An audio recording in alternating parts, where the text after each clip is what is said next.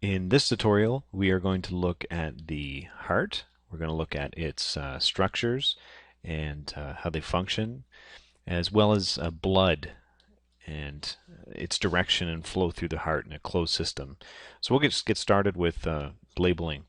I added some boxes in here from the image that you would have in your notes, and I just did that to clarify some stuff, and we'll talk about that later. We'll start labeling stuff right away.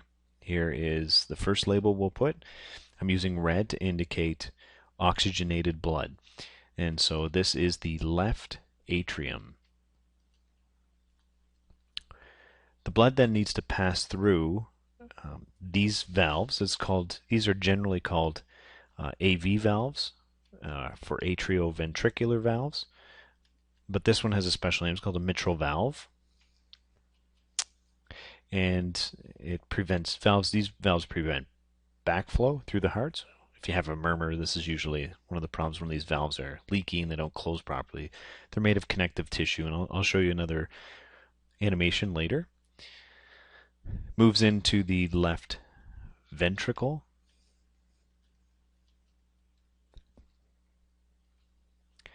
Then is with the contraction pushed through this valve right here, and that is called the aortic valve, mainly because it connects the ventricle with this biggest blood vessel in the human body, kind of drops down below or behind the heart rather, called the aorta. So we'll just label that. Maybe we'll stick that over here. Aorta. And this has a special name too. It's called the aortic arch. ARCH. So the aortic arch, and for obvious reasons, it arches and sends the blood back down behind the heart down to the lower body. So let's label this box lower body. And we'll just connect the aorta just directly to that. Understanding that the aorta would branch and we'd get to capillaries. Drop off the oxygen. So this is the red blood. And pick up the carbon dioxide, and we'll start to indicate that with blue. We'll also connect this blood vessel with the lower body, understanding that it would go to capillaries, back up to venules, and then to veins. And we'll label this blood vessel as it comes into the heart. It's one of the biggest ones for veins anyway, and it's called the inferior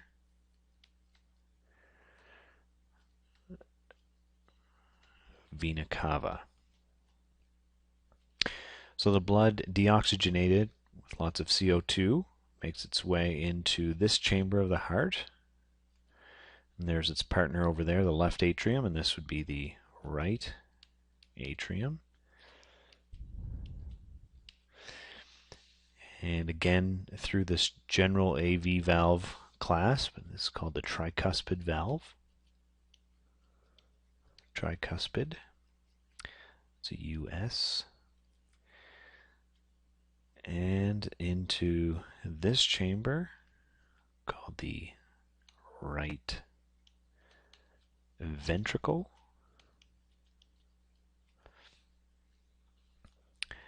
And pushes through this valve called the pulmonary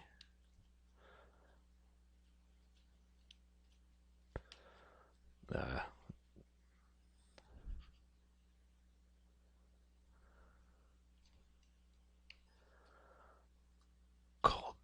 pulmonary valve. I'll have to erase that later, but I'll give you a chance to write it down. And that is because it connects directly to the pulmonary artery. That's the vein that comes directly out of the right ventricle. It branches immediately and feeds deoxygenated blood directly to the lungs. It's a So just connect these to the lungs. So this would be the left lung. This would be the right lung. And I'm just going to get rid of some of this. It's a great thing about video because you can go back and make sure you labeled it all properly. We'll get rid of some of this stuff here. Actually, we'll just get rid of all this here. And we'll just draw this connection so that you can see how everything's all connected.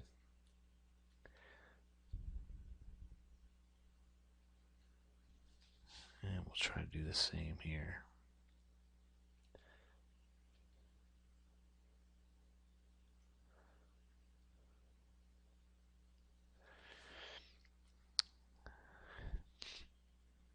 Alright, so we have this high concentration of CO2, low concentration of oxygen, goes to the right lungs, and we had mentioned this is called the pulmonary artery, and so it branches, and this is called the right pulmonary artery, and it comes over to the right lung, drops off its CO2, and picks up some oxygen.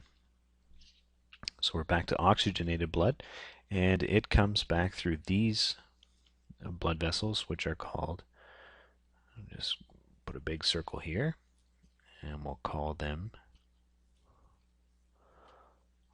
pulmonary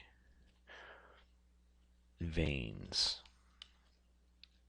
And these would be the right pulmonary veins, and over here, again, these would be the left pulmonary veins.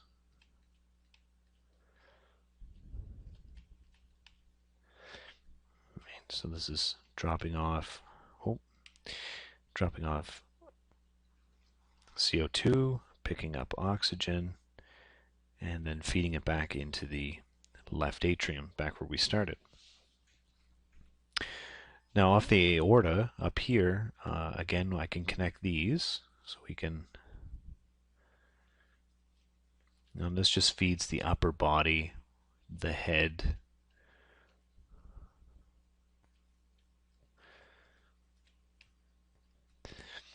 and again, it will be oxygenated. It drops off the oxygen in the tissues, picks up CO2 as a waste product of cellular respiration, and the blood returns back to the heart. So I'm just going to draw this in behind our right pulmonary artery.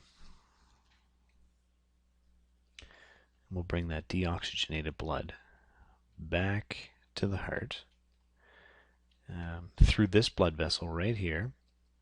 And if you remember, this was called the inferior vena cava. Up here is called the superior vena cava.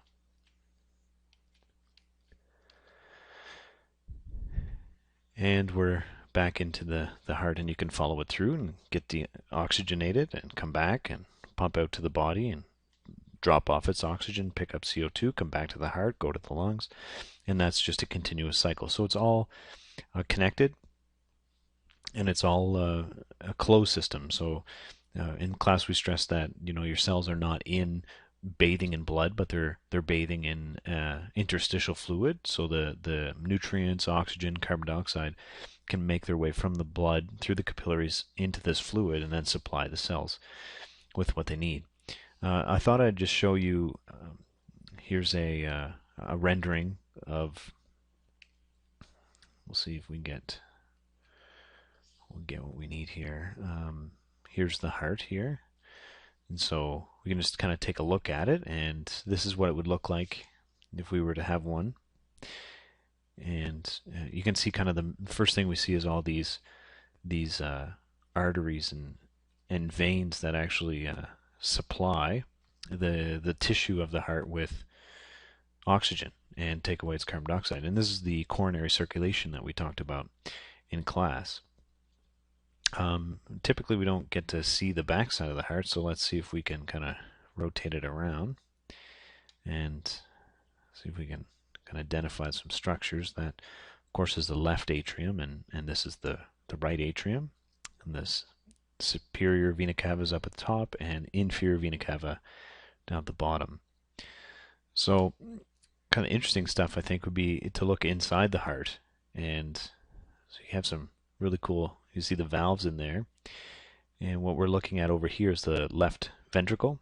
And typically the left ventricle has a thicker muscular wall because it has to push the blood to the entire body, whereas the right ventricle actually pushes the blood through the pulmonary arteries just to the lungs, and then back it comes.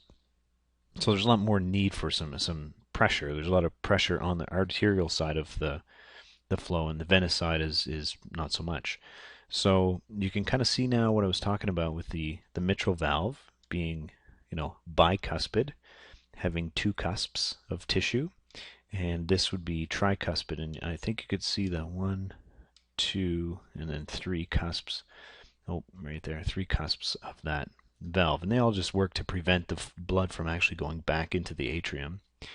And we'll move it up here, and there's the pulmonary valve, the semilunar valves, and here are the aortic valve. Sorry. So that is the parts of the heart, and that's what you need to know for the test. So make sure that you could